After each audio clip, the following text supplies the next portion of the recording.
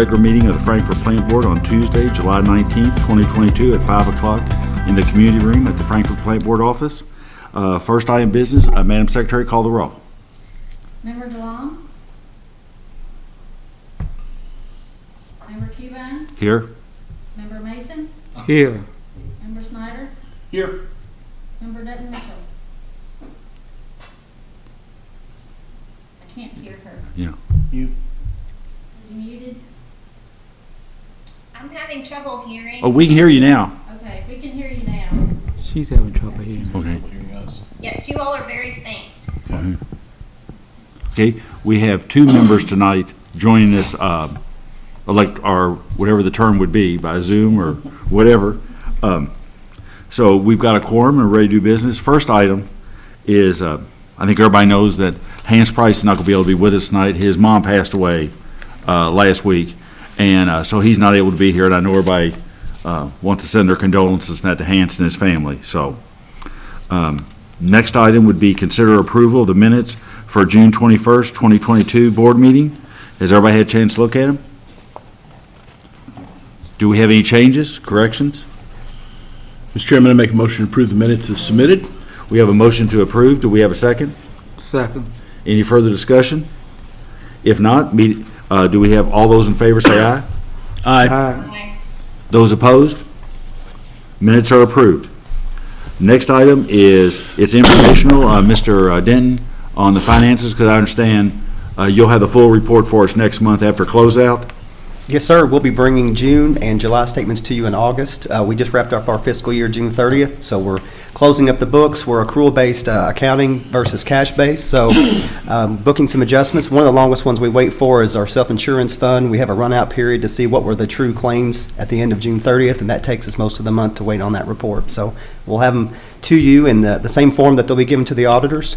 The auditors will be here the week of August 1st to perform the annual audit, and things are going well with that so far. So. Anything in those financial reports, anything in the closeout that you've seen so far different from what we were looking at towards the end of the year, either on the revenue or expenditure side?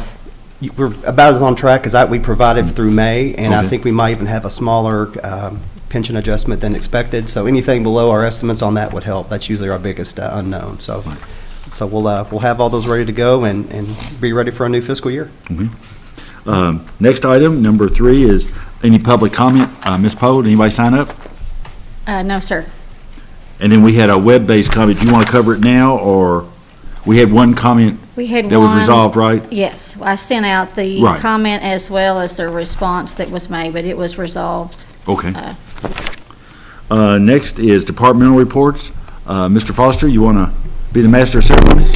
Yes, sir. I'll be happy to do that. First off, we'll have the knock report of Darren Rambo. Let's go, Darren. All right, good evening. For the knock report, you'll find that on page 21 of your board packet. It looks like in June, the knock handled a total of 3,397 phone calls, which is a pretty big increase from what they're used to, but we had a couple large events and things happen that brought those numbers up. So What were the large events that? we had some outages. Okay. We had a couple pretty good power outages and just customer service calls. It was just a big month, probably maybe our biggest month so far. And on the locate side, it looks like in June they did 734 locates, which is about on track again for this time of year. June kind of closes out the fiscal year. So for last fiscal year, 2021-22, they did 7,789 locates across 3 utilities, totals 23,367. So pretty busy year, and probably be the same, in the coming year. Any questions I can answer for What do you folks? see on like construction, new permits, people wanting, needing locates? Is that holding about the same, going down some? Or? Yeah, no, it's, this time of year, we always do the fence and shrub permits. It's kind of what we are, not permits, locates. People doing landscaping, but the large projects are really the busy work. Even though the numbers in, May it was 887, June 734. But what that doesn't reflect is the large projects we do, where a fence post or a mailbox or a shrub may take 15 minutes. A large project may take a day or a half a day or 2 days. because you may locate 1,000 feet of street. So that locate number is a little misleading. The large projects are really demanding, so it's quite a bit of work. Are you So- staying fully staffed? Yeah, we are. Good. Yeah, everyone's healthy and showing up to work, so that's a good thing. Okay. We'll take it. Okay. Any questions for Darren? Catherine, you or Jason, any questions? Okay. Okay, thanks, Darren. Thanks, sir. Okay, next we'll do Cassie Estel with customer service. I think she's virtual. She'll jump on. There she is. Hi, good evening, everyone. The customer service reports are in your normal package. Couple things to hit on. Our ACP numbers are up to 534. And I believe that we're continuing to work with the schools and trying to get that information out to all of the students, and through maybe their resource officers now is a plan of attack that we're looking into through our marketing department. Our holds have dropped again significantly. We're down to just 296 accounts that are on hold for a payment plan. So our numbers, the Frankfurt Plant Board had 2,100 accounts past due as of June 30th. So that dollar volume for that was about $650,000, and that's the lowest we've seen since 2019. And also, we're below our historical average of past due since going to 2 cycle bills when we switched over. So we're definitely trending in the right direction with that. And I would be happy to answer any questions you guys might have. Steve, John, Catherine, Jason? Okay. Cassie, I'm still trying to sell for you, Cassie. Appreciate it. You keep calling me. Okay. Okay, next would be public information. Kathy Lindsay, I think will do that.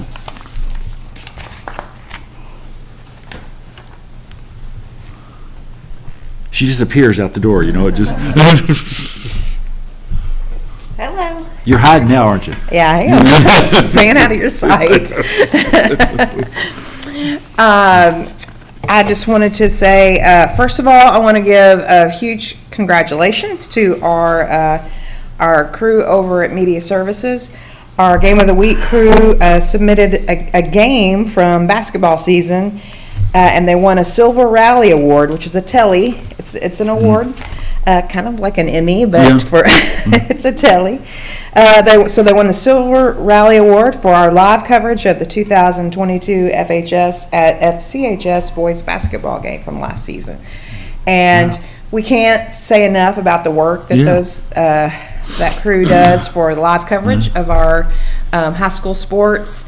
And it is award-winning. So I know that that's something that a lot of our customers appreciate, who are cable customers. They like to see our local teams on TV. So we do that for them.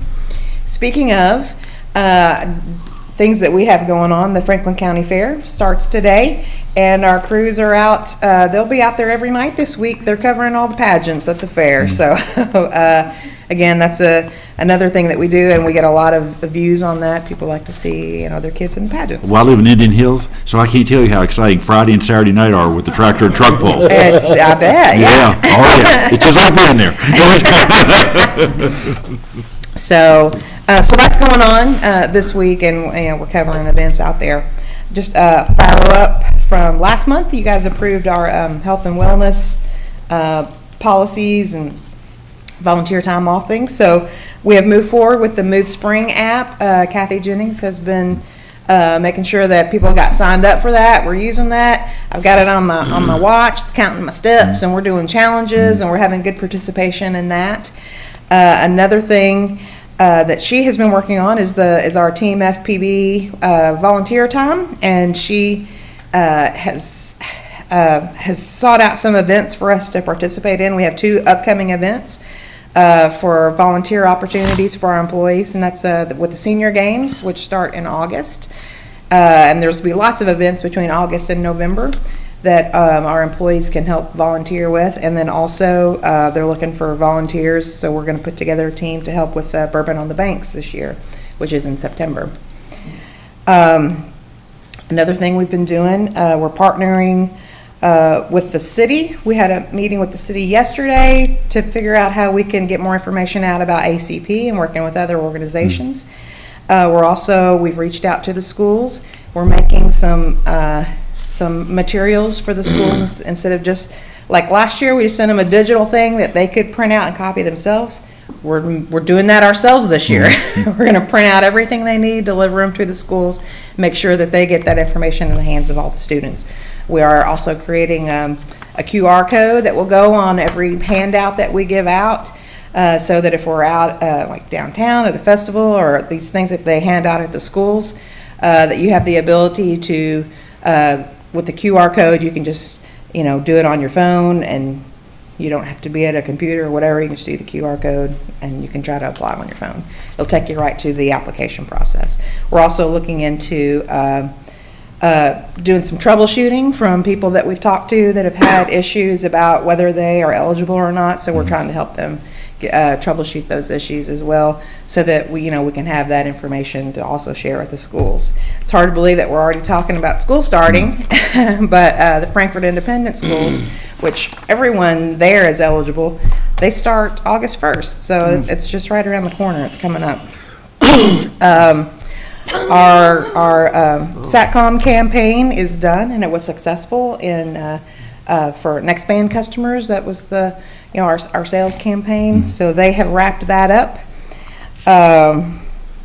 We are also continuing on with direct marketing for the Next Band. You might have gotten some stuff in your board packet of just direct information that we are sending to our customers, and we've also worked on putting together some budget materials for other things that we've talked about doing. More information to come on that. Also, just to let you know that we've had some good things happening in our cable advertising. Our account executives are very excited about. They had a good political season back in the primary, and we're looking to start building on that again. We're just coming up on general election for that, so we'll be preparing for that.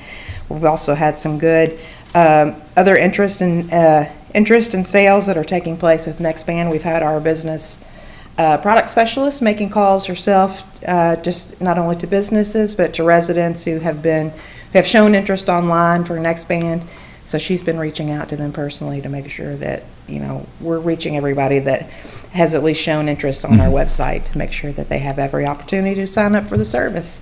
So I could go on and on, but I'm taking up everybody's time. We don't want to stay all day, all night. So You failed to mention one thing. Oh, Miss Jennings that's is the new right. chairman of the United Way. That's right. Kathy Jennings is In Franklin County. She's the new chair of United Way of Franklin County, and she'll be that is actually a good resource for us to help us getting information out. They work with a lot of the organizations that we like to try to reach, especially with information with ACP, and then also some volunteer opportunities for us, and then just kind of plugs us in ways that we can help our community, and if they need to help us, we're there too. Right.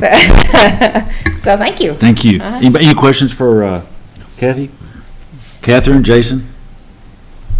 Okay. Vin? Okay, next would be the telecom superintendent, Adam Hellett. I can't compete with that. Oh, no, she always brings out the good stuff. Ours is a little boring. So. Yeah, so the cable report starts on page 37 with the customer penetrations. The next couple months or so, we'll try to add a column there to bring on the Next Band, so we can kind of monitor that as well. So we'll have that. We had 5 outages for the month. Basically, 4 out of those 5 were storm related. Trouble call is up quite a bit since this time last month. In a 3-day period, it was like a Friday. I don't know if y'all remember, we had a storm come through kind of 11 o'clock. We took 150 trouble calls in 2 days. And so that kind of put us behind on some stuff, and we're working with customers, trying to stay patient with us as we get some of that stuff. But a lot of it was, some of the customers, unhooked something, didn't hook it up right, but we took quite a few trouble calls in a couple-day period there. So Next Band, we're wrapping up in Silver Lake. We have crews over there actually pulling the fiber in, so we're getting ready to get that spliced up and try to get those services turned on. We moved the underground crew to Berry Hill subdivision, so they'll be over there, start drilling and working in that area. And the overhead crew has moved to Bell Point. Okay. And so they're working in there, getting all that built. And that build actually ties into one of the greenfield areas as well, kind of out Ball Knob. Right. So on the countywide, just a little update there. Engineering staff's working on getting easements for OLT. That's where some active equipment will go in the field. We're working on getting those instead of the engineering company. And the engineering company is doing some high-level routes and getting fiber counts so we can start our walkout design. So. And fiscal court designated Sherry Sebastian. And Andrew. Andrew Tippett. So you're staying in touch with them and keeping them. Andrew and some of the engineers, we've been emailing back and forth. Good. Because there's been some questions, there was one or two houses that wasn't listed, and it's like, well, there's actually a 2-mile stretch of road, and that's why it's not listed, and, it actually ran off into another area, so we've been talking back and forth, making sure everybody's kind of. Well, I know fiscal court that night was very interested to have regular communication back and forth so they could answer Yeah. questions from their constituents and so forth, so. Yeah, so right now is probably the end of the month, we'll have a little better, and we'll probably have a meeting with Sherry and Okay. Andrew, Good. and kind of go over some stuff. Any questions for Ed? I have one. Adam, on your customer service penetration data that you had, in past months, I seem to remember that we had a line on there for comparison purposes for what we had budgeted in terms of the number of customers for each of the service. Has that gone away, or is that? I think what happened was, not to cut you off, we had a request to make all the reports look the same. Okay. The 3 years, and so Uh-huh. I think that column got dropped off, but we should Okay. be able to add it back. On this one, I'd really like to see, because a lot of our budget stuff's predicated on getting this many folks for cable, Right. this many Right. folks for that. I think it'll give us a good idea of where we are in terms of what we've projected. Well, that was the other thing too, because as we turn on next band customers, they're only drop off one column. Right. So like we're Absolutely. trying to balance that, and that's why we're Absolutely. gonna add that column. Thank back. you. Okay. Thanks, Adam. Yeah. Steve? What's the county's direct involvement with the deployment of the internet?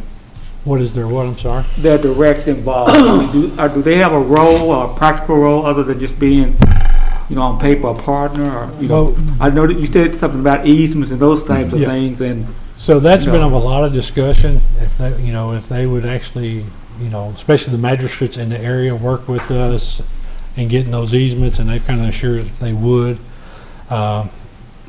Just kind of facilitating with, their constituents is probably their biggest thing they would have involvement in, so. I think Scotty Tracy has been a big help, Yeah. because when we did Shadrick Ferry, he and Sheriff Quar were really doing- involved with the neighbors Yeah. and trying to explain the easements, and I think Scotty's been able to, kind of explain to the other magistrates what they're in What the for. process is, yeah. And what the process is, so they're prepared, Okay. because they're gonna get a lot of questions from their neighbors, what are they gonna do? They gonna tear up my yard? What's gonna happen? Yeah, there's another thing we're gonna ask is there's a filing fee. It's $50 per easement. We're gonna ask the county if they'll waive that fee, because, that's Yeah. 2,000 applicants, so we'll Yeah. see. Things like that we can work together Yeah. on, and just save money in the project. We'll explore. Well, so far, and I don't see any reason won't be, they've just been, the magistrates and all of them, Tippett and the lady, their grant person, Ann Northcutt. Yep. They've just been over backwards to try to help. They've really been good, from what I've seen. Yeah, no problems at all. Yeah, Hopefully we can get it going. thanks. Okay. Catherine, Jason? Okay. Okay, with no other questions on that, we'll move to the electric department. I've got Scott Hudson virtually, and when he gets done with his report, we'll let Travis give you a quick AMI update. So, Scott, are you online there? Yes, can you all hear me? Yes, sir. Can you hear me? Yeah, we can All hear right, you. good evening, everybody. As normal, our SAIDI numbers this for the month of June are going to be 32.25.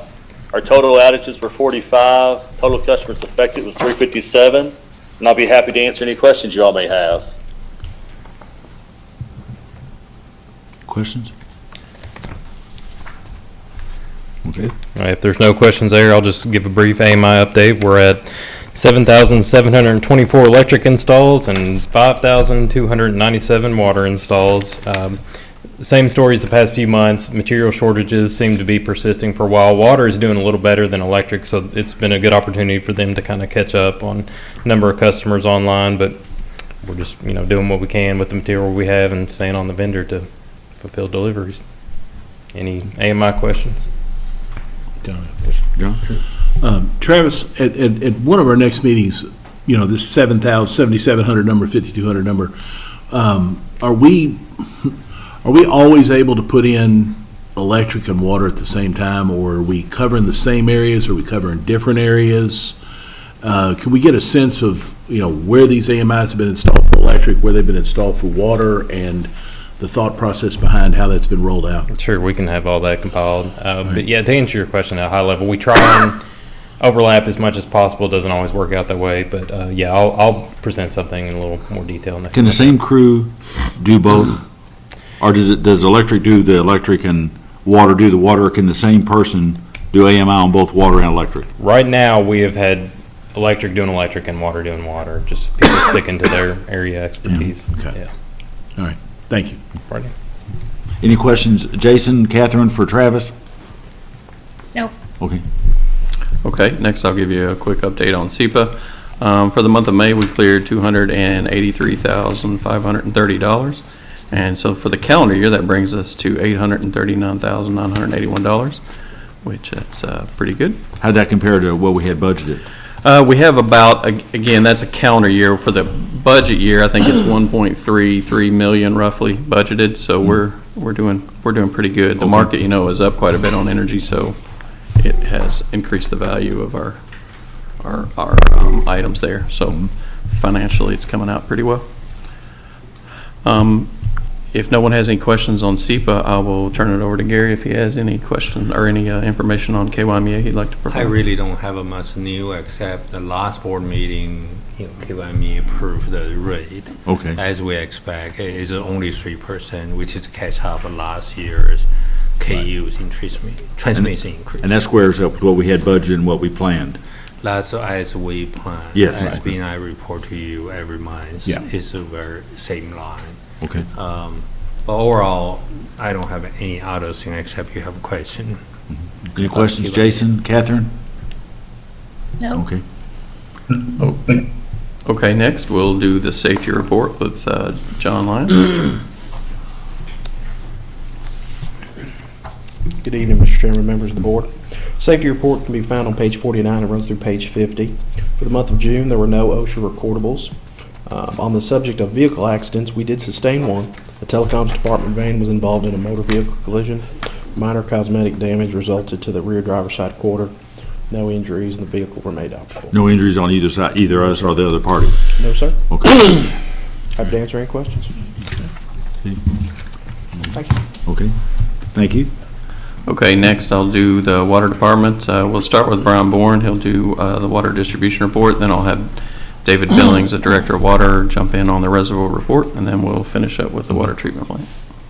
Go ahead, Brian. Good afternoon, Mr. Chairman, board members. The water distribution monthly report is on pages 51 through 53. We installed 5 new services. We had 5 main breaks and 2 outages. Besides the normal board report, we've completed our annual flushing program, and we've also done the new install at the Humane Society on the water main. That's been installed. And we're also working on a line replacement project on Cedar Crest Court and Ashwood Court. We have had a rash of main breaks, but we're keeping up with everything pretty well. I'll answer any questions. Is the rash of main breaks, is that seasonal or just the age of the pipes? It's just going to be that's just the way the world is, or what do you see going on? Well, what I believe the dry weather and the cracking of the grounds caused several of our breaks in the last month. So since we've gotten the rain, things have slowed way down. So that's a good thing. Okay. So, yep. Okay. Any questions for Brian? Catherine? Okay. David? Part of that is we didn't have any in April or May. Right. So law of averages will catch up with you Yeah. eventually. So. We're playing makeup. Yeah, we know when we have a few good months, we're gonna pay for it. Well, I had one at the end of my street, and I reported into Gary immediately, and Gary just told me to go back home. So, Yeah, that was a good one. that was a good one. That was a good one. Gary told us to call water. Good evening, Board. Reservoir construction update. We had a construction progress meeting earlier this month on the 11th. We have received and approved the 11th payment request.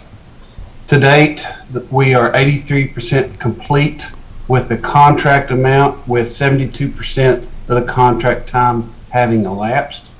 Ongoing work includes continuing construction of the retaining wall, continuing demolition of the north basin, and backfill around the new tank. I'll be happy to answer any questions. Catherine, Jason, anybody questions? So when you look up there, David, where you can see where the reservoir is painted, that color is going to be, and then where it's plain concrete below it, that's where the dirt's going to come up to on Yes, sir. on the retaining. Okay. Questions? Okay. Okay, if no other questions, Brandon, the water treatment superintendent, will give us the report he has. Good evening. Good evening, everyone. The water treatment plant portion of your packet is on page 55.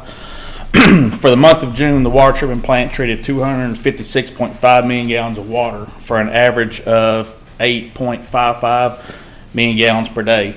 Lock 4 averaged 1,720.6 cubic feet per second for an average of 1.1 billion gallons per day. And there were 2.7 inches of rainfall in the watershed in June. If you got any questions, I'll happy to ask them or answer them. So right now, pool levels, all the flow, everything's. It's pretty good compared to for the rain that we've had. Yeah. We haven't had any problems. Yeah. But staying pretty good. Steve, John, Jason, Catherine, anything? Okay. Thank you, Okay. sir. Thank you. Mr. Chairman, that would complete our departmental reports. Thanks, Ed. Yes, sir. Okay, action items. First item is item 5.1. Consider a contract amendment and Bluegrass Community Action Agency for income qualifying energy audits and weatherization. This was a contract we entered into last year, and it's a renewal. So, Travis? Yes, sir. You said it last year. We approved a contract, or the board approved a contract with Bluegrass Community Action to do home energy audits and weatherization improvements. The contract has an annual renewal option with the approval of the contractor, in this case, Bluegrass Community Action, and approval of the board. So before you this evening is an amendment essentially memorializing that renewal. The board approved in this year's budget $40,000 for the program. Be happy to answer any questions. I should also say, at the budget meetings, some reports were discussed. If it suits the boards, I'll have those prepared in August. We can present those to you. I'm still working with the contractor a little bit to get a few of those parts and pieces ironed out. They're going to provide me some data. I'll also have some of the usage statistics available to present. If there's anything else specific the board would like to see in those, again, I should have those ready at the next meeting for you. How do you feel the contract worked last year? Went well. I think their customers were happy. Our customers, I should say, our mutual customer. Bluegrass Community Action seemed to be really happy with the program. Said it helped them a lot, especially filling in some gaps. You know, they have a lot of funding sources, so there's several different ways they can assist the customers, but they said this was a good tool for them to help some of the people that needed it, that maybe weren't in line for some of the other programs. So they were definitely happy with it as well. John? Did we, last year, the $40,000, did they go through all that money? They did not. They were excuse me, well under that. From what I understand, they have several customers in the queue. I guess they just didn't happen to get What to their them. bandwidth is in terms of doing it? Yeah, that was kind of my understanding. So I think the interest is there, and they have many more that would like to take advantage of it. What do they have the manpower? What do they have the manpower to do? Right, So, yeah, okay. that's my understanding. All right, thank you. Any questions of Travis, Steve? Yeah, the 5% administrative fee, is that, they get that off whether they spend the 40 or spend 10 of it, or is that per $2,000? That's event. Yeah, per customer. I don't think it wasn't intended as a 5% of 40,000. You get it either way. It's 5% of the service amount Okay. that they. So they're not getting the 5% cut right off the top? Right, it's not 5% of 40 guaranteed by any Okay. means, no, it's 5% of the, the actual services they perform. Catherine, Jason? Yeah, just a few questions. Travis, I know you soon have more numbers for us soon, but this is new to me. How many customers do you think were helped if you had to do a rough estimate? We've got 5 that have been approved and finalized and paid for so far. Again, the way I understand it, they have several in the queue, 10 or more that are waiting to receive the service. So basically, they'll have either their employees or their contractor go in and perform an audit, and they'll also make the weatherization improvements while they're there. So the weather stripping, caulking, reflective painting, that kind of stuff. So. Okay. And Jason, what happened is, just a little quick background, we in the past were doing the energy audits and had a contract ourselves. And since Bluegrass Community Action has a contract with state government and gets the federal funding for LIHEAP and the various federal programs, we kind of went the path of coordinating with them so they combine our funds with the federal and state funds they're getting and coordinate the energy audits, and then they could link up that if you have an energy audit and then you need weatherization, they could provide that other piece in the equation. Because we had in our contract, correct me if I'm wrong, Travis, that if you did the energy audit firm couldn't turn around and try to sell you weatherization. Couldn't come in and say, oh, you need this and this, and by the way, here's a brochure, I'm ready to, so this way Bluegrass, which is created by state law, does it all. And they're just taking our funds and adding it to theirs. Is that correct, Travis? Yeah, that's exactly right. So last year, or the years before, when we would do an audit, they were great, but at the end of the day, the customer, all they really received was a piece of paper that said, here's what you need to do. Mm-hmm. I think with this one, the advantage is not only are they being, understanding what they need to do, they're also getting some help that actually, is impactful in their electric usage. Okay. Is beyond basically conservation, is there options for funding or assistance on more like HVAC and lighting, things like that, if they need it? Most of this is intended for energy efficiency. So if you've got gaps around your doors, again, it's limited to $2,000 average per customer. So some of those bigger spends probably wouldn't be eligible. I think they try and tackle the biggest things with the best use of the money they have available. Okay, cool. That sounds great. I'm glad we have that program. Any other questions? Okay, do we have a motion to renew the contract? So moved. So moved. Okay, we got a motion, and Catherine gets the I'll motion, second. Steve gets the second. So, we have a motion second. Any further discussion? If not, all those in favor say aye. Aye. Those opposed? Contract's approved. Thanks, Travis. Thank you. Next one is 5.2, consider award of bid invitation number 1758, contract labor, FTTH, fiber optic splicing to Team Fishel. Adam. Yes, sir. So, last month we brought Team Fishel, a bid from Team Fishel to actually do overhead construction. I don't know if you remember, we talked to the board about splitting some of these projects up to see if there was some savings in it, and it looks like we're gonna see about a 24% reduction by splitting this out. Even though Team Fishel got it, we still got a better rate, about 24% less than what we're paying today. So that is good. So we sent it out to 3 bidders, had 3 bids. Team Fishel was the low bidder. Team Fishel started July 1st. They're actually the crew that's working in Bell Point today. They seem to be a pretty solid group. Of course, they've been around for ages. Oh, yeah. And so they seem to be doing a good job. I would recommend that we approve this contract. And the funding for this is all in the budget? It's all in the budget under the next band build out. Okay. And Any questions for Adam? John, I have one. John? On the bid sheet, Adam, once again, and I see this a lot on some of your stuff especially, you'll have 2 bidders that are, right next to one another. You've got one that's, 2.5 times as much. Yeah. And are they an electric firm instead That of a is cable firm? And is that the difference? or- Yes, and they actually Okay. bid a couple of years ago on a project. And I they're remember that. primarily electric linemen. Right. Electricom's the name of the company, yeah, Right. so. the expense is going to be that- greater. that's Okay, right, yeah. that's fine. Mr. Chairman, if there are no other questions, I'd move approval of award of bid invitation 1758 as described for fiber optic splicing to Team Fishel. We have a motion to approve. Do we have a second? Second. Second. Okay, we have a motion and second. Any further discussion? If not, all those in favor say aye. Aye. Those opposed? Contract's approved. Next one, item 5.3. Consider change order from Rainbow Design for make-ready design work. Adam? Yes, sir. So this one we got to work on. So, but Rainbow Design, they were actually won the design contract for our fiber overbuild for next band. They're also also doing the design for the county-wide build. Okay. Well, with the county-wide build, we have something that's called walkout, where they have to go out and mark every utility pole they're on. They have to mark the heights, the mid-span heights, the routes, and everything. And with the current inflation rate and things of that nature, they're asking for an increase for those services only. So the services we're doing as far as the next band overbuild of our existing, those prices stay the same. This is only for that walkout labor. We're guessing right now, we don't know for sure, but it's about a $350,000 increase to that project. We're looking at other ways that we could probably save some of that money. One thing I brought up earlier about the $50 easement fee. Right. To try to offset some of these overruns. So Okay.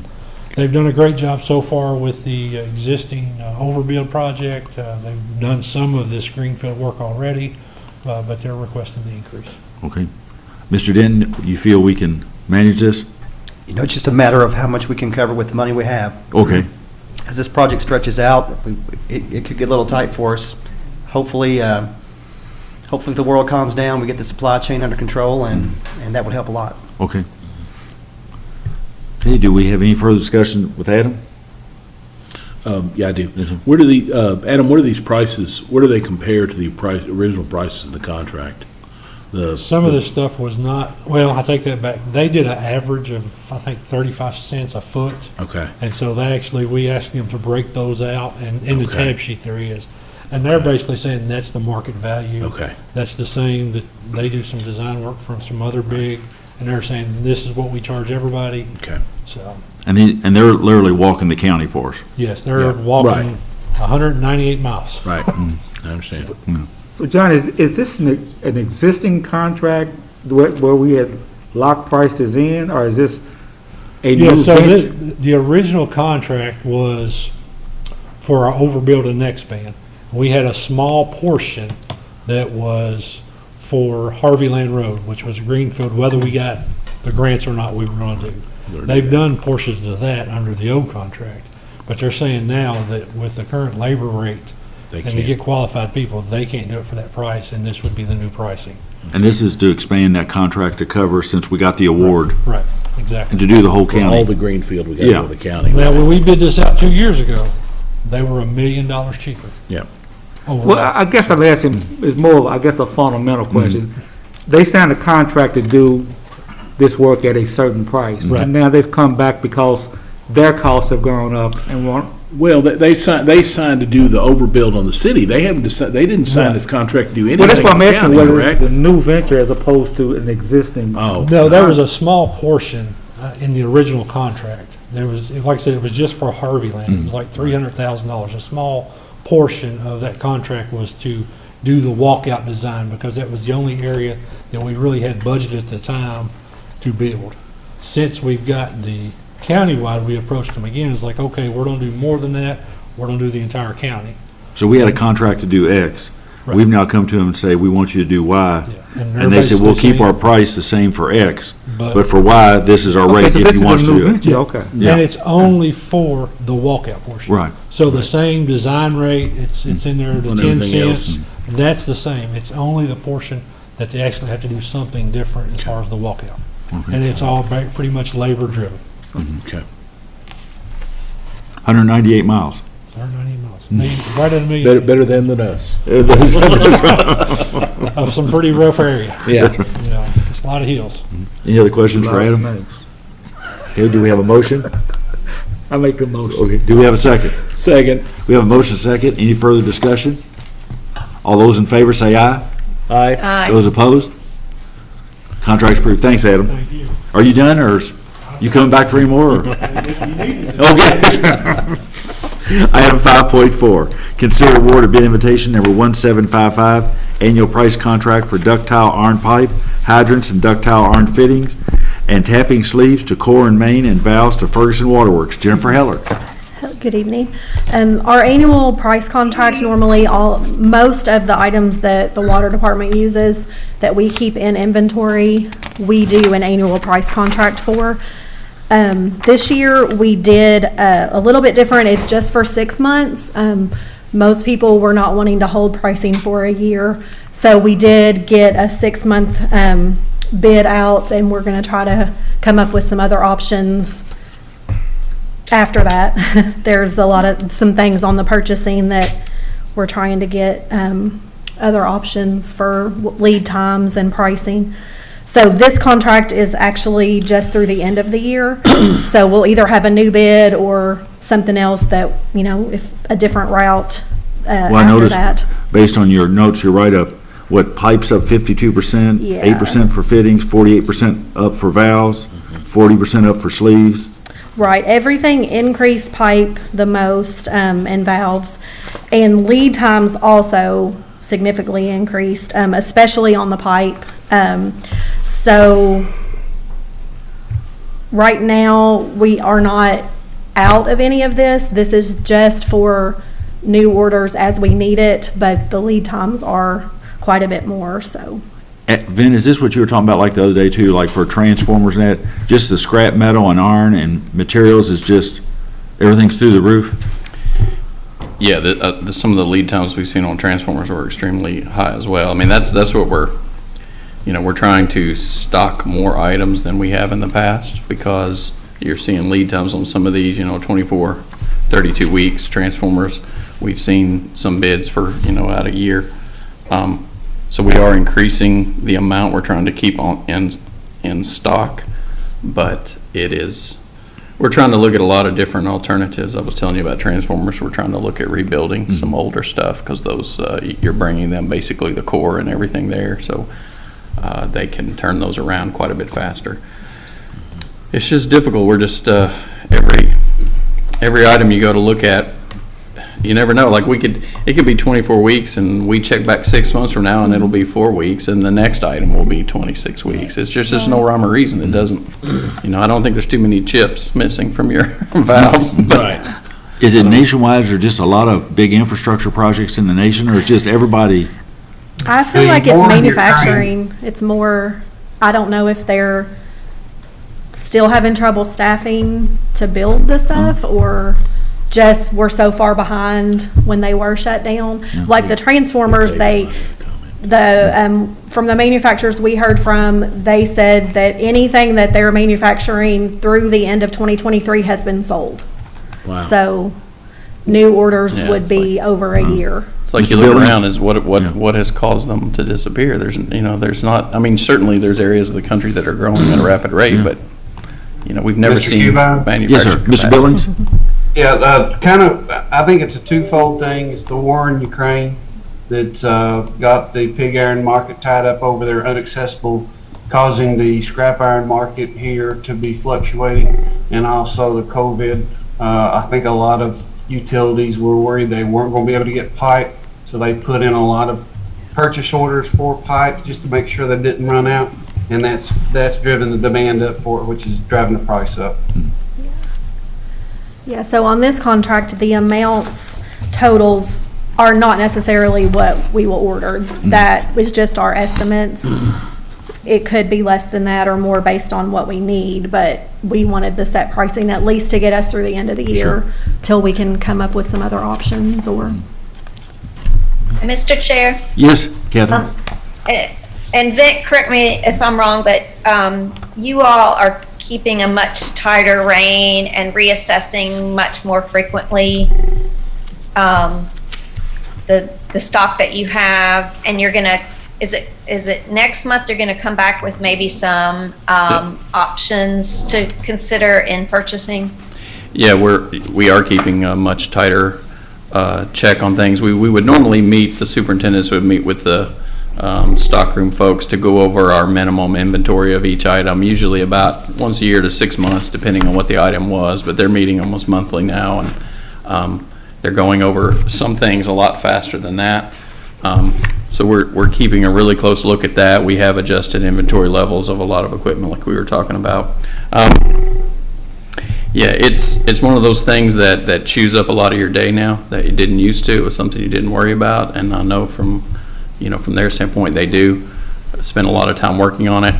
Yeah, on the second question, I am hoping, we will be bringing some things to you next month that will have maybe some ways that we can be a little more nimble and take advantage of sometimes we do see good deals on some things, but they're only going to be there for a day or so, and you have to jump on them really quickly, and our current way of doing things obviously is a little slow. So we're going to try to look at various options we can do.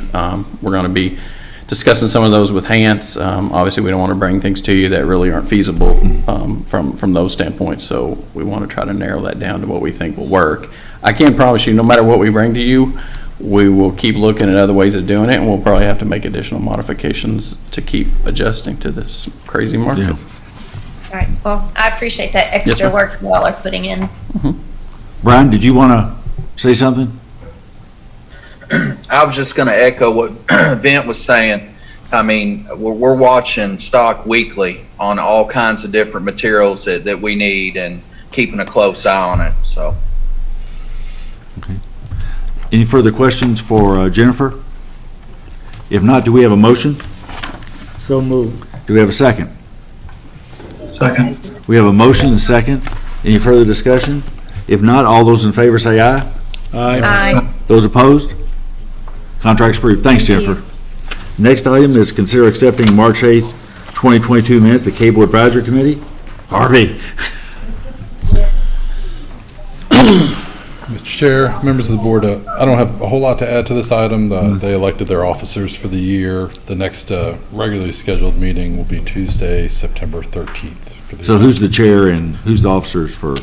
The chair is, it's a great question. It was Clay Baxter. It's not anymore. I believe Larry Totten is the chair and Trey Greenwell is the vice chair. Okay. this year. So we'll have sort of had a rotation this year. Okay. Mr. Chairman, if it's in order, I move we accept the minutes of the Cable Advisory Commission of March 8, 2022 minutes. Okay, any further discussion? Do we have a second? Second. All those in favor say aye. Aye. Aye. Those opposed? Minutes accepted. Thanks, Harvey. Thank you, sir. Next item is the general manager evaluation, and there's 4 items we need to deal with on this. First, just very quickly for the record, the process we used was all the board members did an evaluation on Gary based on the work plan adopted last year. Everybody did it independent, no joint scoring. They mailed them in. I compiled them. John Snyder and I met with Hans.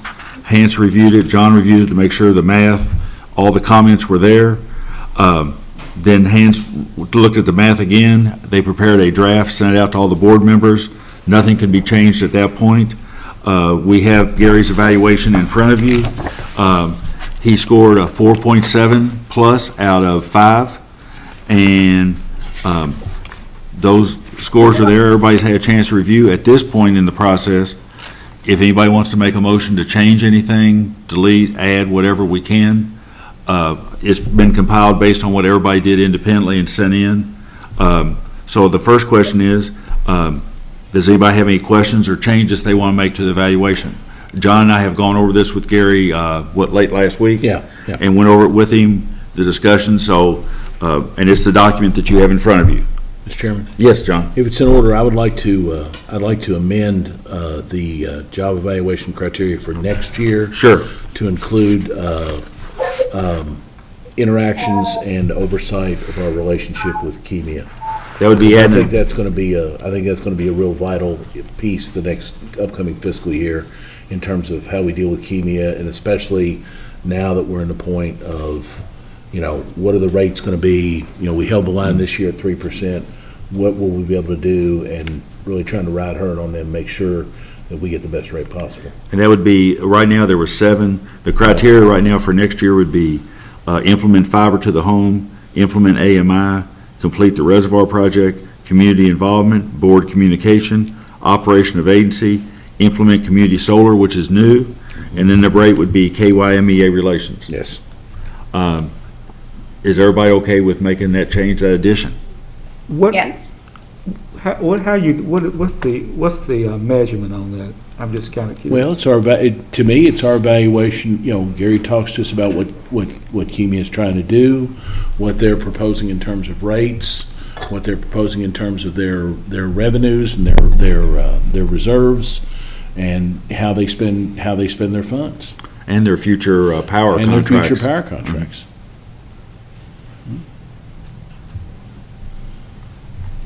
Okay. Okay. Jason, you or Catherine have anything to add to his work plan for next year? No, thanks. And this is something we can amend during the year. It's not chiseled in stone, but it's kind of gives Gary an idea of, from an operations standpoint. So the first thing would be, do we have a motion to approve Gary's evaluation for the period July 1st, 2021 to June 30th, 2022? So moved. We have a motion. Do we have a second?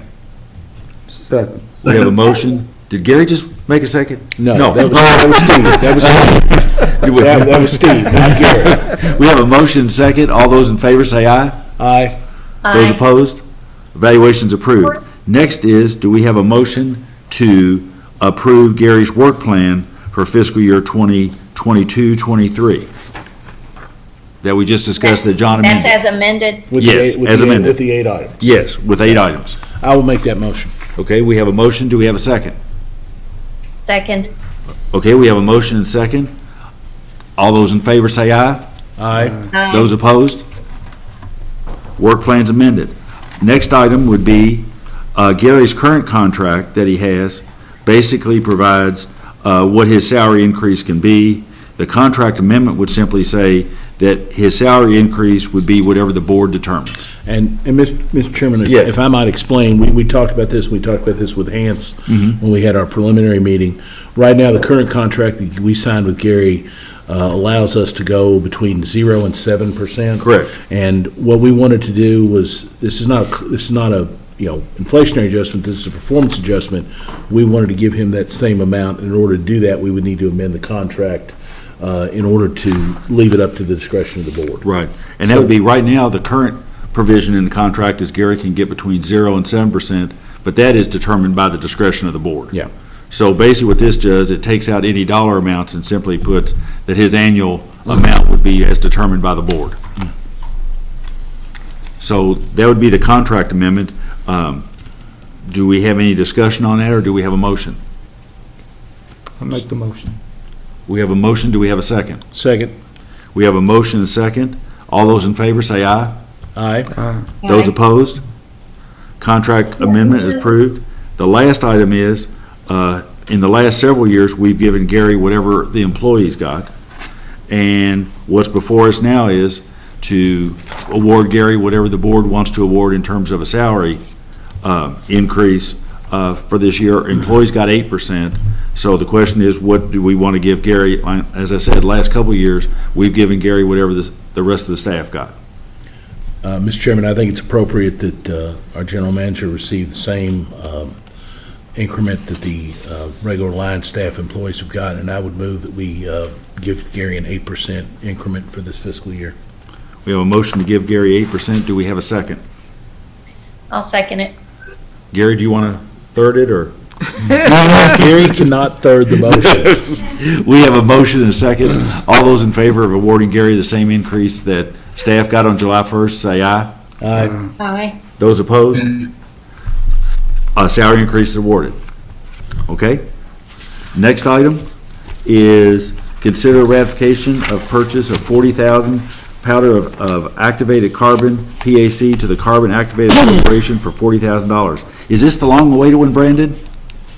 Yeah. Test or back? Well, no, this is not this is not the test. This is just, we have to go to the second place. Okay. At the June board meeting, the board approved the bid for powder activated carbon to Ductile for $1.34 per pound. The award was based both on price and tested carbon quality. The winning bidder agreed to a delivery time frame of 5 to 7 days for each order. Due to the fact that Ductile could not fulfill their contractual agreement to deliver carbon within 5 to 7 days, the immediate need for the product, staff was required to purchase 40,000 pounds of carbon from the second place bidder, Carbon Activated Corporation. We have contacted Ductile, and they are aware and, excuse me, and understand the situation and have confirmed that they cannot meet the bid required timeframe on this specific order. Water treatment staff will work with Ductile on the next required load to get them to meet the bid required delivery timeframe. Okay, so to clarify, Ductile is still our winning bidder, and we're still gonna work with them when we can. But in this instance, we needed the 40,000 pounds.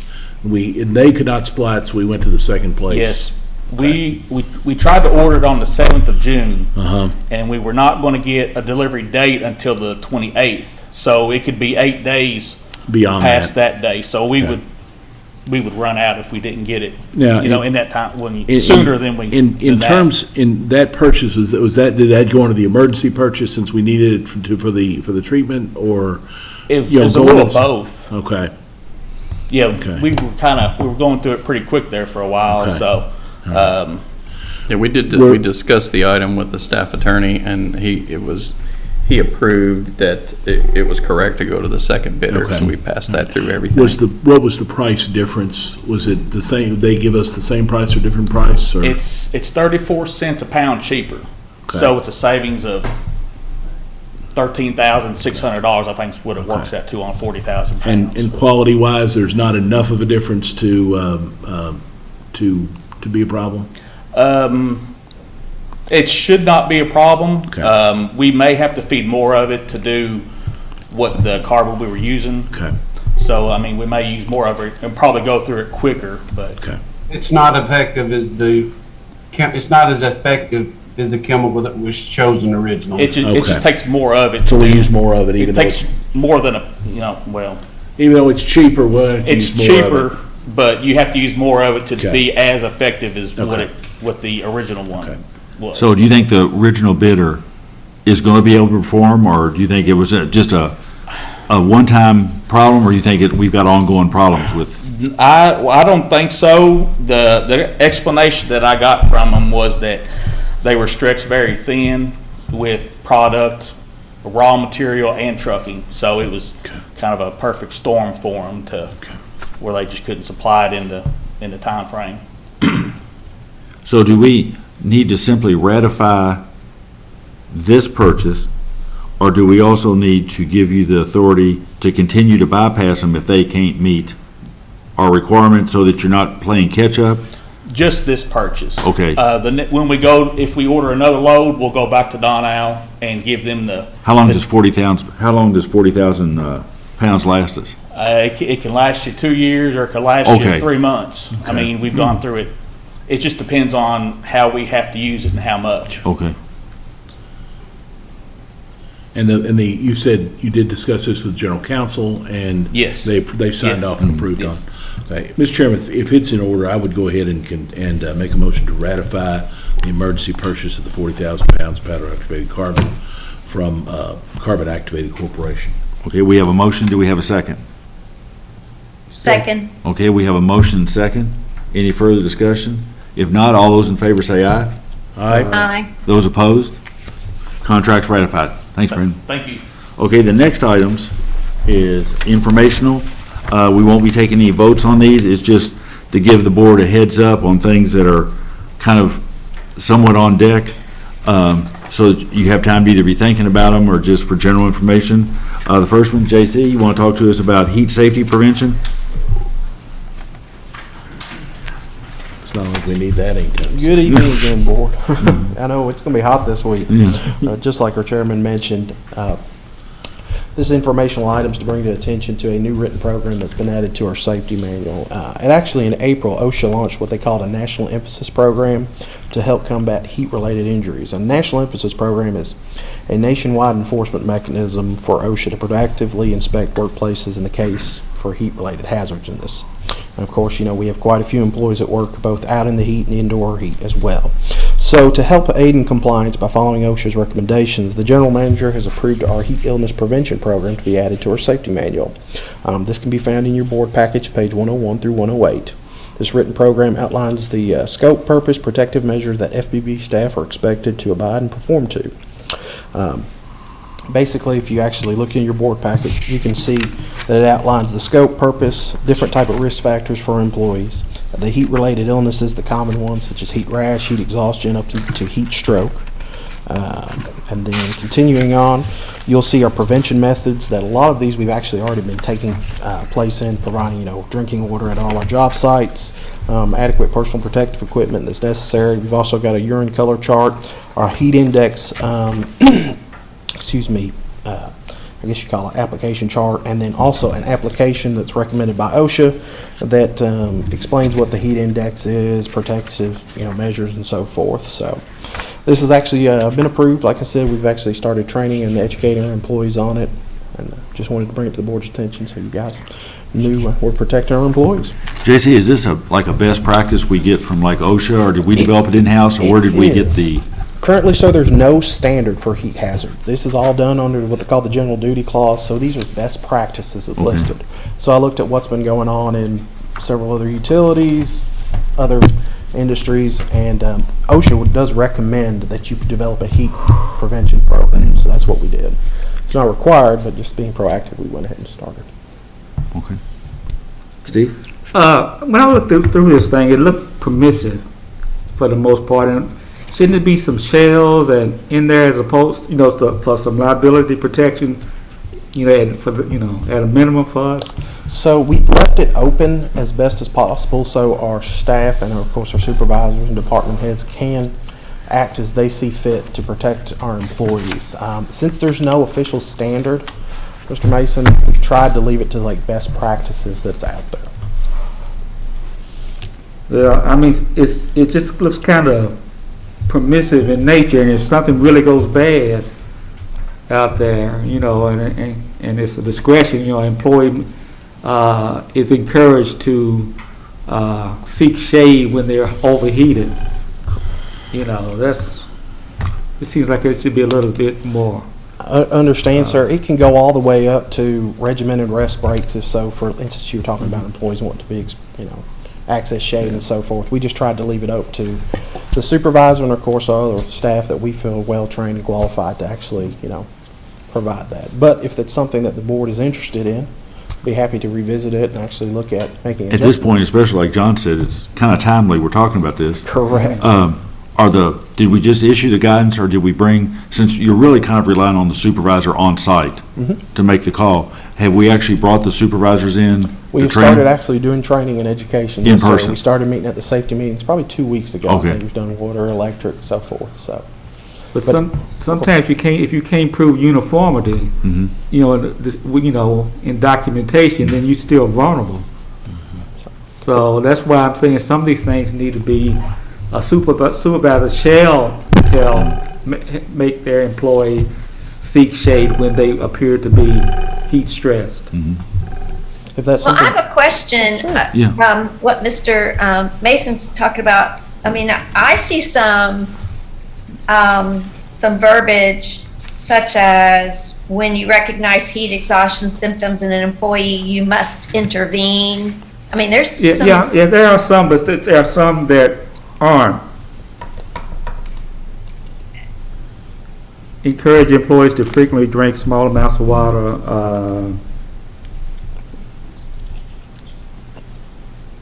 And I see the intervention, but there was another there that said they are encouraged to do things as opposed to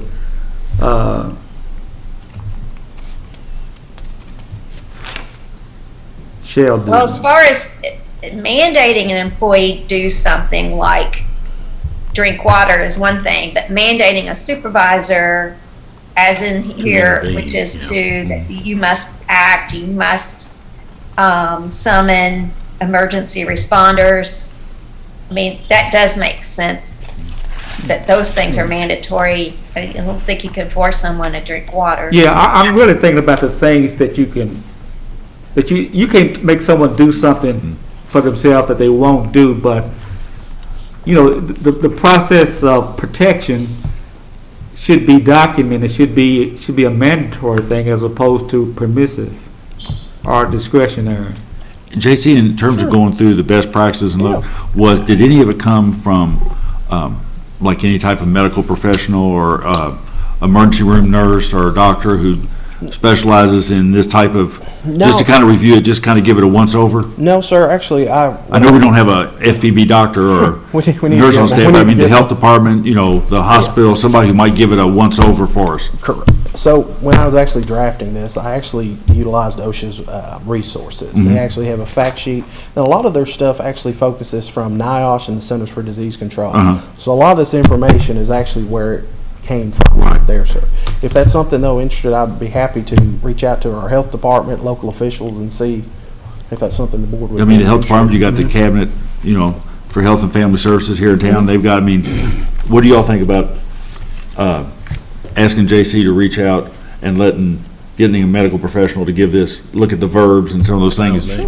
I don't think it would hurt to get that second look at it. And I'm sure the health department would be glad to do it for us. Miss Mattingly's been excellent. She's Yeah. been very helpful to us all through the COVID pandemic and everything, so I'd be happy And I think, to like reach out. Steve said, that kind of gives us one more layer that, in terms of due diligence. Sure. Okay? Take care of that. Any other Okay. questions? Any other questions for JC? Great. Thank you, guys. Thank you, sir. Next item are all informational. First one on the visit, just to update, just to make sure everybody knows, several weeks ago, Louisville Gas and Electric, at our request, hosted us at their facility in Shelby County. Lisa Kells with LG&E was just incredible in terms of working with us. They took us in and briefed us. The mayor and Commissioner May went with us. Gary and Vint were there. They basically gave us an overview of their programs for EV charging, for community solar. Then they took us out to the community solar, to their actual farm that you can see on I-64, explaining what they're doing and so forth. So I think we got a lot of information, a lot of ideas. And like I said, they were extremely gracious to host us and bring us down and spend about, 2 hours and a half with us. So, I mean, they were, I think it was well worth the visit. And there's a lot of things we can learn from what they've done. I think two things that were interested was on EV, they've actually are working with local business, whether it be restaurants, shopping malls, or whatever, to basically say if they want EV charging to generate business or revenue for their business, more traffic, LG&E's working with them to install, giving them a payment plan, putting it in, charging for electric, charging for installation, but seeing if those businesses want to do it. And it was interesting because there's been a lot of news coverage out of Louisville, a lot of contractors coming in, putting on rooftop solar. And there's been a lot of consumer complaints about incorrect, not good work, not completing the work or whatever. And I think LG&E was pretty clear that they're not in the business of approving contractors. When they get the call, they come out, make the hookup, but they're not approving. So as this goes on, I don't think we want to necessarily be in the business of having a list of contractors, but it's interesting because LG&E's basically saying they're not dealing, a homeowner shall pick whoever they want, and LG&E's just making the connection. They're not saying you've got a good system, bad system, because they're just saying that's not their area. So, I mean, they've been in the business, about 6 years? And so they've gone through a lot of these things. It was an interesting visit. I don't know if anybody else wants to add anything, but it was a good visit, and I think we learned a lot. Hey, John? Yeah. I did have one. I don't want to get in the business of picking vendors, but in my work, I do work with a lot of solar vendors and clients. I wonder, I throw this in Vince Court, I do wonder if we could create an FAQ if we don't have it, to kind of always make sure you get 2 or 3 quotes. Just a couple of basic things to be able to check the qualifications of their, on the customer, but just something we could do to help them do their due diligence. Is that beyond our? Well, I think one thing that was interesting, and Ms. Kells indicated they didn't. I don't know if the city or county in their code enforcement, if they want to put rooftop solar on, if they have to pull a permit, which if they pull a permit, then there'd be an inspection. An electrical inspector would go out there and take a look and confirm it. LG&E didn't say whether City of Louisville had that kind of code enforcement. I don't know if the city and county have thought about code enforcement or if they're already doing it. Gary? They are doing it. They are doing code enforcement. So they have to meet certain standards, But I think, Jason, you're going on to say, beyond the code enforcement, just kind of, here's things you might best, kind of a, maybe the Chamber of Commerce or somebody could put out a consumer thing in terms of, if you're picking a contractor, here's what y'all look for. Sorry I got cut off there, Yeah. but yeah, I think a basic FAQ, we can even have it on our website or best or chamber. Yeah.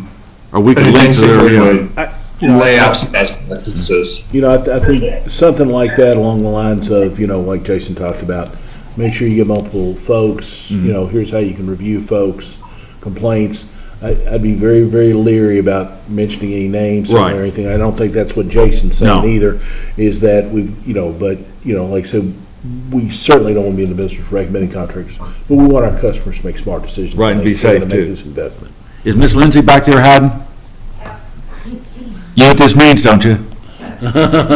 Contact the chamber and work with Vint and Travis to do an FAQ? You want to go back in there now?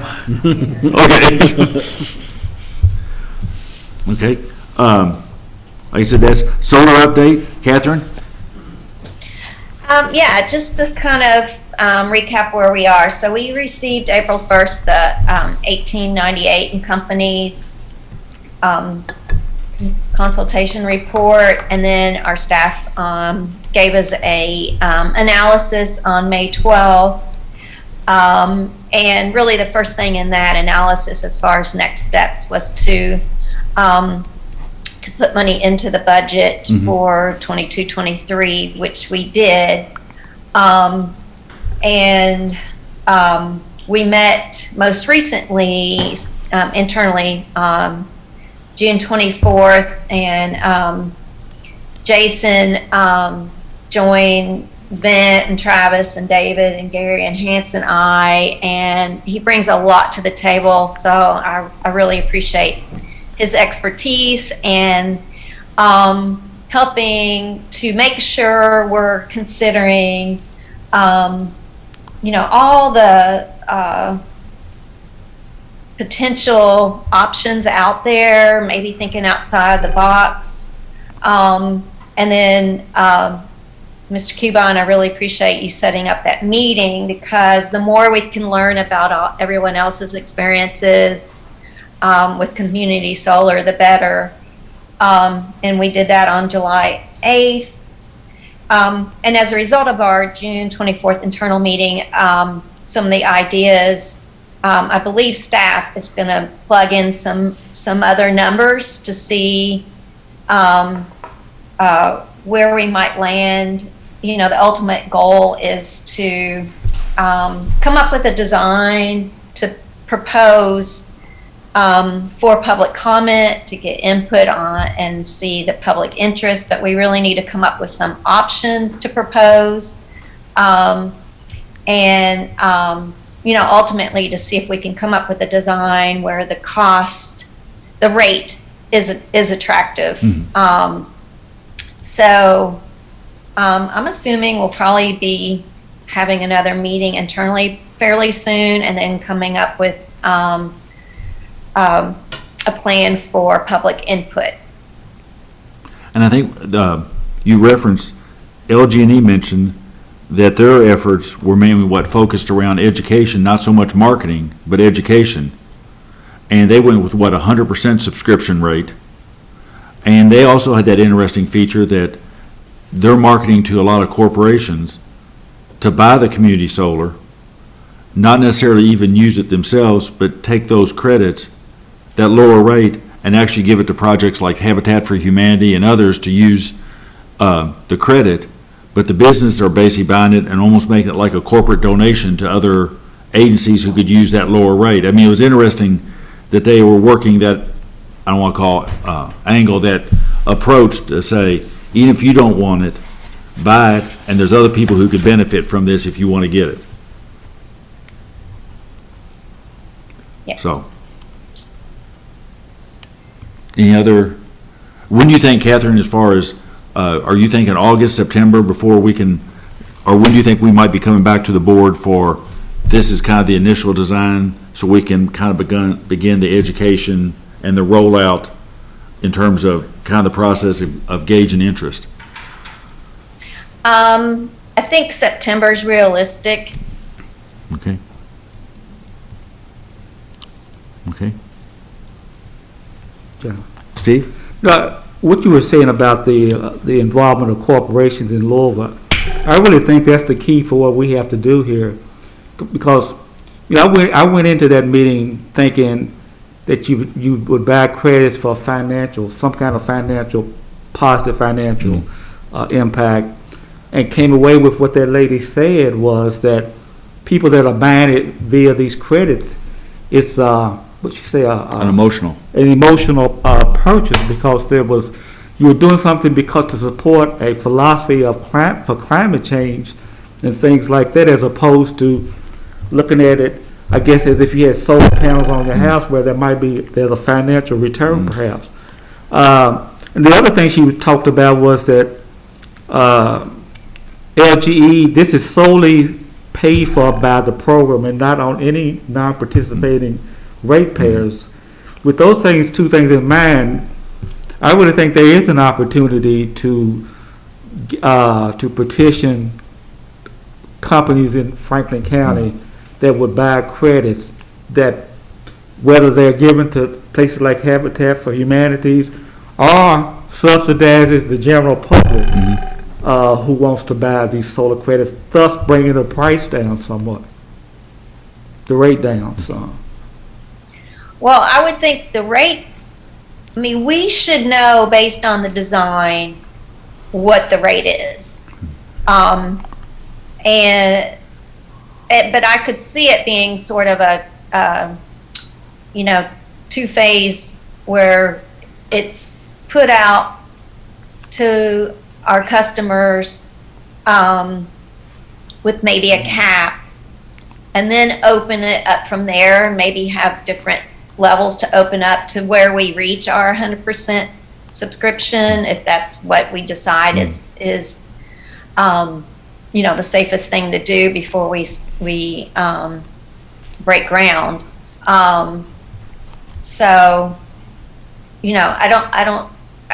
I could see with us coming up with sort of a phased, sell, so to speak. Any other discussion on that? Next item is, Jason, you want to update us on NREL?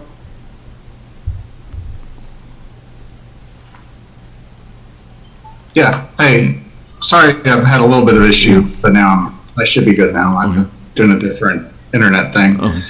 Yeah, I think last week NREL gave a presentation to the city on renewables, which dovetails in exactly what we were just talking about. I've reviewed their PowerPoint and what they went over. A lot of it was leaning on some of the work we've been doing, and just sort of, I think, very soberly laying out the challenges to reaching full clean energy and the goals the city is talking about. I want to be clear that some of these challenges, they're very high, and as the city gets into this and really starts to grapple with the reality of moving toward 100% clean energy, they may need to make some concessions. They may need to spend a premium for that goal.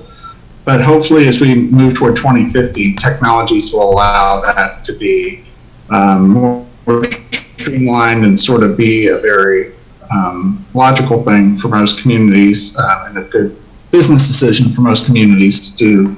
And I'm glad for this.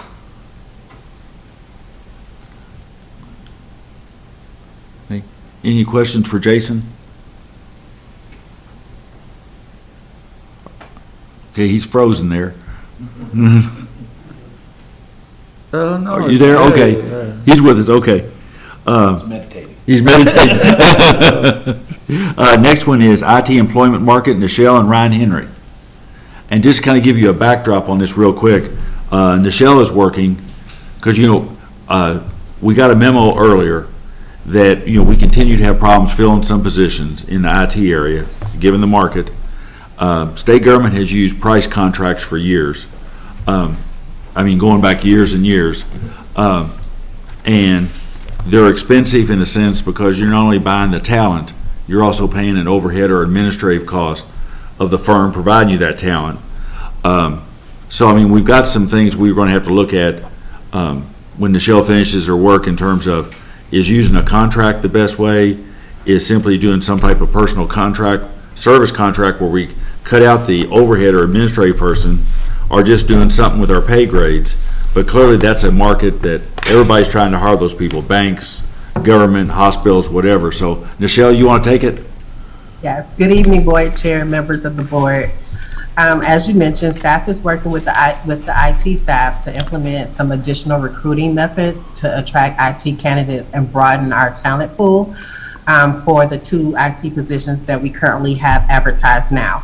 It's the IT network engineer and IT security manager. Staff has updated the position postings on the FPB website, and I'm encouraging the public to access our open job positions on Frankfurt Plant Board's website, and our website address is fpb.cc. So once again, once we have a chance to look at our different options and what we need to do, I will have an update for the board at the August board meeting. And I've asked Nichelle to take a look at what state government's paying, what the University of Kentucky's paying, to see kind of what that market is. If you all have got any thoughts between now and August in terms of some ideas for her to look at, this isn't a problem that's unique to the plant board at all. Everybody faces this. It's an occupation that's very much in demand and will continue to be in demand. For everything we do, it's more and more technology. So right now, those positions, it's a tough market. And like I said, state government for years has said we're going to hire these people, and in 3 or 6 months, we won't need them anymore. And then they stay, and they're good people, and they end up going to your Christmas parties, and they stick around. And 3 or 4 years later, you don't know what you do without them, and they're still on contract. And it's just because you don't get anybody to apply, because they can go and make more money with these companies, and these companies will sell their services, and then the companies add 20, 30, 40, whatever % on top of those salaries, and makes them very expensive. So if you've got some ideas, let Nichelle know so she can build this and bring us some ideas back in terms of how the board wants to approach it. And there's no inexpensive way to address this. It's just a tough market and tough recruiting. So, but want to let you all know that was coming up. Procurement plan, I'm going to let Vint talk about that. He kind of referenced it earlier. We're finding some need to, if they call, they get a bid, and they say if you order today, we can guarantee it. We only guarantee the price if you want to buy now. We're going to be faced with options, whether we want to have emergency board meetings, give Gary additional authority, come up with some type of hybrid plan on these items that are budgeted, that are bid. So with that, Vint, take it away. Yeah, I don't have the plan options available today. We are working on those. We're trying to put those together and some ideas. I think one of the important things we have to do is try to run those through staff attorney and make sure that we're proposing things that are appropriate and that pass the smell test. But yeah, we've been having conversations a lot with our superintendents and all of our purchasing folks to try to see what can and can't be done. And what makes sense for us. I don't want to paint a picture that if we don't do something tomorrow, we're falling apart. That's not it. We're just trying to adapt our particular ways we do things so that we are more nimble. I think that's the best way to describe it. Just like you described there, we have quite a few situations where it's something will come in the door that's hard to get, and it's like we have it for a couple of days. If you want it, I can give it to you today, but other than that, it's gone. Mm-hmm. And so right now we can't do anything to accept those. There are different purchasing groups and some things like that we may be able to be involved in that help us do some things like that. And so hopefully next month I'll have a number of things for you, but again, kind of giving you a heads up that will be coming. Hopefully, I don't know that it'll let us move a little faster on some things. Unfortunately, I don't know that we have any magic bullet that's going to lower the prices on those items, but it may give us a situation where we can grab something that's on the market that may be 4 months before we can get it again, and those kind of things. So. Again, that's one that want to give you all a heads up that's coming. If you have some ideas or whatever, let Gary Vint know, so we can have, a fuller discussion on it hopefully next month and decide if we want to make some changes or how we want to go about it. And the last item was, there's been some discussion, And I think Gary initially came up, what, about 2 years ago? I think you said? I check it actually. There's a memo prepared by David Denton for me, Hans, and all of my staff. They work a lot of, actually exactly 3 years ago. 3 years ago. It's July 1st, 2019. So I send that again. I do have a printout for you, David prepared for you too. That's the kind of all the information we currently have. I know David, he's continued to spend more time today to look at all the other local nonprofit, how do they do the transition period time if you decide to move that direction. But you know, I'm going to say something you all know. This is almost, you set a new nonprofit 503c corporation. Then there's a lot of requirement by IRS, and since we are public owned, so I'm not attorney, but that could be linked, this one become, you know, treated as a public owned, even it could be, you know, it's almost have to be transparent, everything else, record, new account, we have to keep all the update, and then you can file from the IRS. So that whole thing, actually, David probably know far better, but is the board, we just want to update to you, then if that's the direction you want to move, I just provide all the information to you. Then if you want anything we want to do go further, we definitely can provide more information for you. And I just want to add and open it up here. You know, legally, we have the authority to apply for, receive grants, donations, anything as the current entity. We don't need a foundation to do any of that. The question is, are there things, and you know, universities have foundations, the Kentucky State Fair Board has a foundation, a number of state agencies do. Are there things we would like to spend money, projects we would like to do, initiatives we'd like to undertake, that for whatever reason, using ratepayer money is not the appropriate way to go, and we would seek donations or grants to do that? If we do, the foundation gives us some options. If we feel comfortable with our current core business, and then if we want to apply for a federal grant, state grant, we want to seek corporate donations, we can do that with our current structure, so can state government. So I mean, I think the question is, do we want to go down that route, or is there a purpose that we want to do with it? Is there things we want to do that we feel constricted now? If it is, it's got options. If not, we don't have to do anything, but want to get it back on the table. And David and Gary's done a lot of work, and then open it up now if anybody has any questions about it, and kind of just wait to see if you all want to pursue it, and if so, what it might look like. So I open it up to this for any discussion.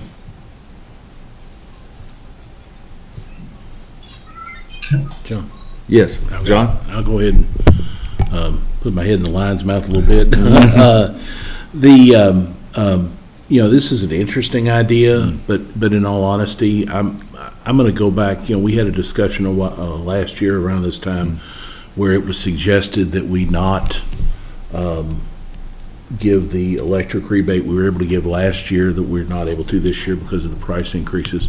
You know, that we not give that, instead give that money to the city. And I gave a speech at that point about the importance of the funds we have and the importance of the money we receive as being ratepayer money, and we're stewards of that ratepayer money. So in that instance, I think, you know, I think within our wheelhouse of electric and water and telecommunications, I think you're exactly right. I think we can apply for any federal grants we need to. I think we can solicit donations from the public, corporations, anything we wanted to do in order to do the stuff we want to do. To me, a foundation means that almost you're going a little far afield of what your core business model is. Not to mention, just from this memo and the paperwork that's here, this is going to take a tremendous amount of staff time and effort. And that's staff time and effort that our ratepayers are paying for. And so do we want that attention diverted from the core mission of what we do in order to establish this foundation? I just, you know, the potential's there, and I know certain people do it for certain reasons, whether you can get around certain, you know, I know you said the Fair Board does it for alcohol stuff and things like that, but I just don't see, I would need someone to make a compelling case to me that we need this. And right now, I just don't think, while it would be a nice thing to have, I think it'd be a very, very costly diversion. And I just, someone would have to come back with some sort of evidence that this is something we really, really need to do. I feel comfortable that we can do anything a foundation could do that we would want to do. I feel like we can do right now. That's just my thought process. So I don't know if anybody else says anything. Steve? Well, I don't disagree with anything you said, and I'm not pushing for a foundation. But just as I said earlier about companies. I'm having trouble hearing him. All right, I had turned it off, I'm sorry. I said I don't disagree with anything that John has said. In fact, I'm not pushing for a foundation. But just as I said earlier about companies donating, buying panels in a solar farm, if we had a separate foundation, I mean, there would be a long-term, it wouldn't be an immediate benefit, but a foundation set up could purchase those, with donations coming into it, could purchase those panels and donate them to, whatever the criteria is for that. So I'm just saying there are, among other things it could do that. So I mean, it could further our interest, it could further satisfy our interest in that solar farm and other things. So, Catherine?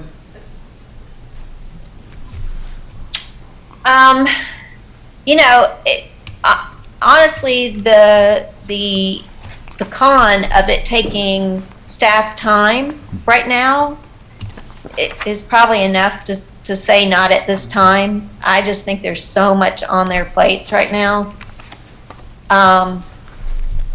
And I think we have a mandate and a mission, and I'm just not certain about even turning over some of that to a foundation. Okay. Jason? We'll see if I get through this without losing my internet. You need to get that next band. I guess I have a mixed opinion about this. I'm kind of hearing everybody, and I'm kind of agreeing with everyone.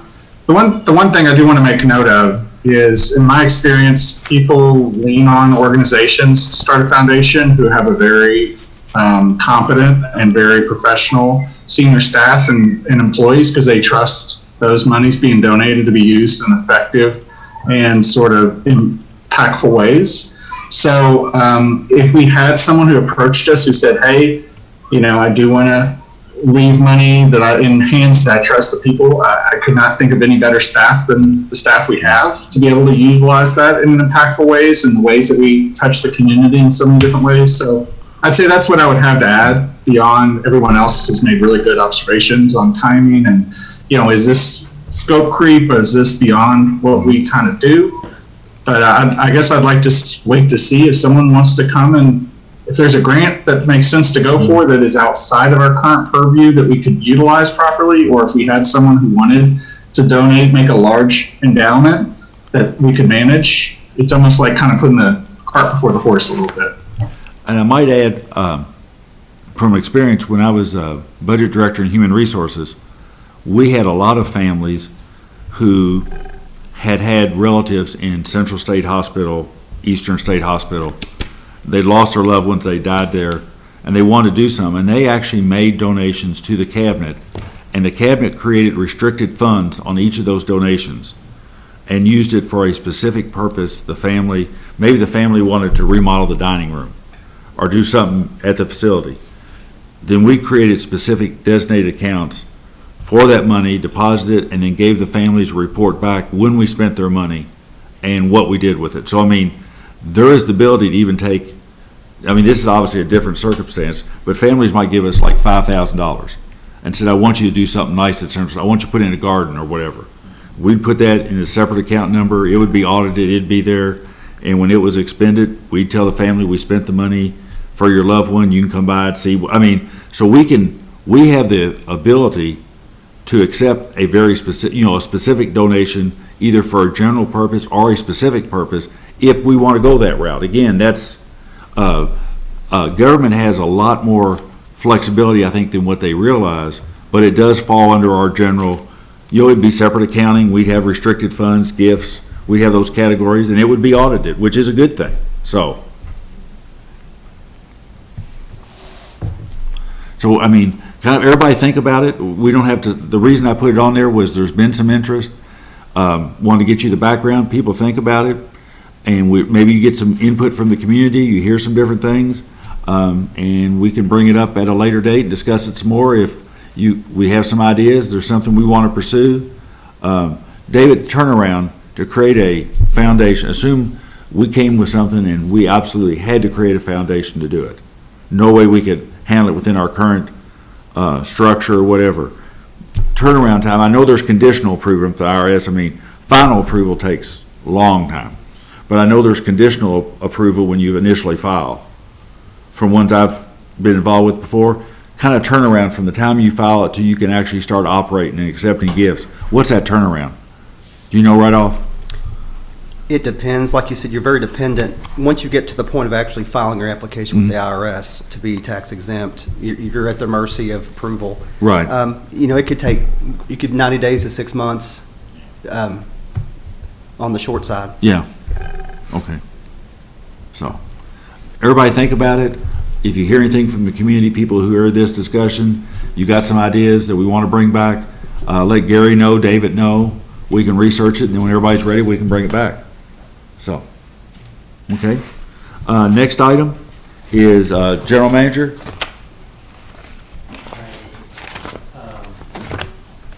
I really don't have any information item. Gary, can you turn your mic on? Sorry, I don't have any information item. Only things that if Hans is not here, if you want to have a closing section. Mm-hmm. Before we do that, do we have any old or new business? Anything we need to bring up? Okay. Mr. Chair, if it's in order, I'd like to request permission to call closed session pursuant to KRS 6181C to discuss pending or proposed litigation regarding both an OSHA matter as well as a contract matter. Okay. We have a motion. Do we have a second? Second. We have a motion and second. All those in favor say aye. Aye. Those opposed? Okay. We'll take a 5-minute break here while we kind of clear the room and then come back.